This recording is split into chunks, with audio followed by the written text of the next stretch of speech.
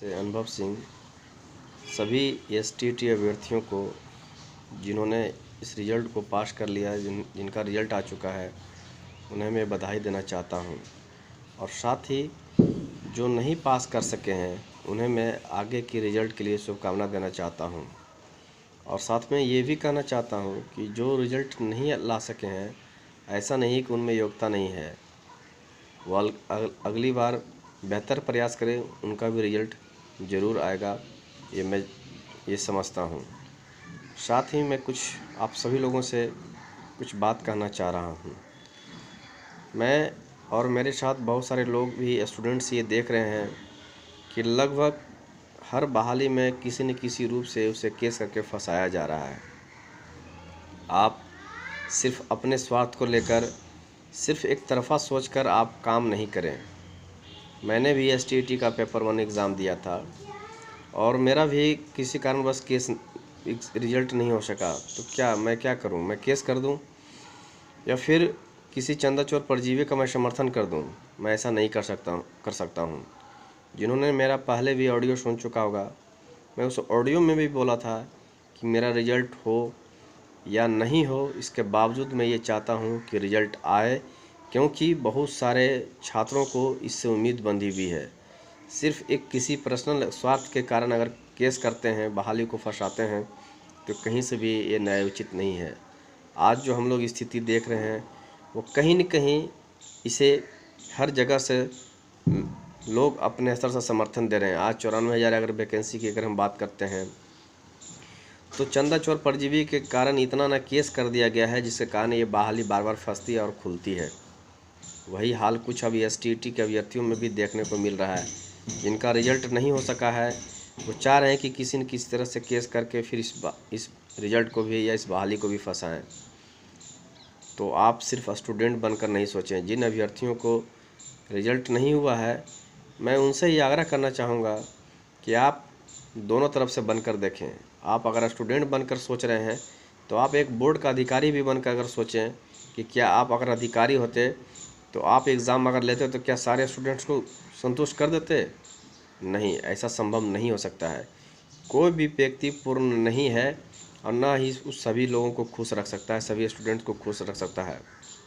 सब एग्ज़ाम होता है तो उसमें पास और फेल होना ही होता है। तो अगर जो पास कर गए हैं तो ज़रूर उनके लिए बहुत खुशी की बात है, लेकिन जो फेल कर गए हैं वो निराश ना होकर आगे बढ़ने का प्रयास करें, अच्छा करने का प्रयास करें। क्योंकि मान लिया जाए आप केस करते हैं, ठीक है, आप घर से बहुत मजबूत होंगे, लेकिन बहुत सारे स्टूडेंट्स ऐसे भी होंगे जिनकी ज़िंदगी कहीं न कहीं इस बहाली की उम्मीद से जुड़ी हुई होगी। वो चाहते होंगे कि जितना जल्दी ये बहाली हो और हमारा घर का चूल्हा जले।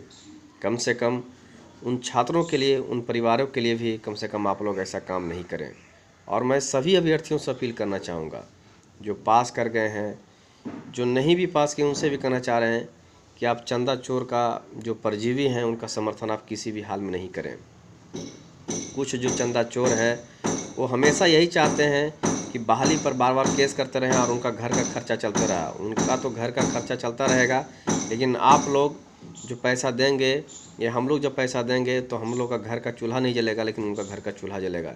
इसलिए इस बात को समझे। मैं एक बार एक जो बहुत बड़ा जो चंदा चोर है, खास करके बिहार के भी बहाली के लिए, जिसे मैं नीरज चंदा चोर कहता हूँ, आपने अगर उसका ऑडियो अगर वीडियो देखा होगा या सुना होगा तो कहीं से भी वो नई बहाली की मांग करता हुआ नहीं दिखता है। वो जानता है कि नई बहाली मुझसे खाने का मौका नहीं मिलेगा, इसलिए हमेशा वो पुरानी बहाली में ही घुसने की बात करता है।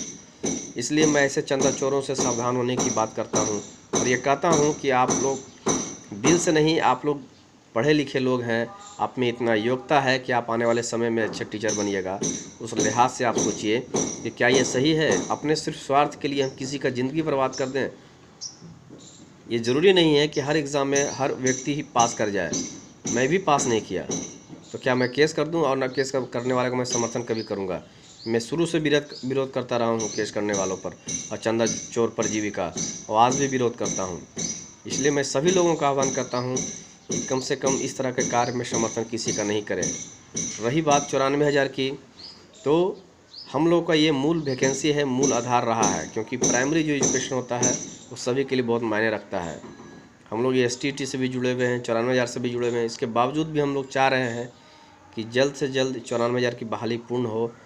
जो 3 साल से छात्र जो परेशान हो रहे हैं, मानसिक रूप से, शारीरिक रूप से, आर्थिक रूप से, उन्हें राहत मिले, उन्हें नई ज़िंदगी की दिशा मिल सके। इसलिए हम सभी लोग इसका प्रयास करें। और ये हम लोगों के लिए 94,000 के लिए बहुत कठिन भरा समय है, और इस कठिन भरे समय में हम सभी को साथ मिलकर चलना होगा। कदम से कदम मिलाकर इस बहाली को पूर्ण कराना ही हम लोगों का मुख्य उद्देश्य होगा। इसलिए मैं फिर से ये अपील करना चाहता हूँ, चाहे वो STT से जुड़े हुए छात्र हों, चाहे वो 94,000 से जुड़े हुए छात्र हों, आप किसी भी चंदा चोर परजीवी का समर्थन नहीं करें। और फिर से कहता हूँ, चाहे वो किसी भी एग्ज़ाम की बात हो, किसी भी बहाली की बात क्यों नहीं हो, सारे स्टूडेंट्स पास नहीं कर सकते हैं। इसलिए इसका मतलब ये नहीं कि वो उसके योग्य नहीं है, योग्य हैं। कुछ प्रयासों में कमी है, वो प्रयास करें, फिर वो अगले समय के लिए तैयार रहें। फिर बहाली आएगी, उसमें वो ज़रूर सेलेक्टेड होंगे, ये ऐसा मैं समझता हूँ। इसलिए आप लोग इस तरह के केस की बातों को नहीं करें। जो जहाँ पर जो चीज़ हो चुका है उसे वहीं पर ख़त्म करें।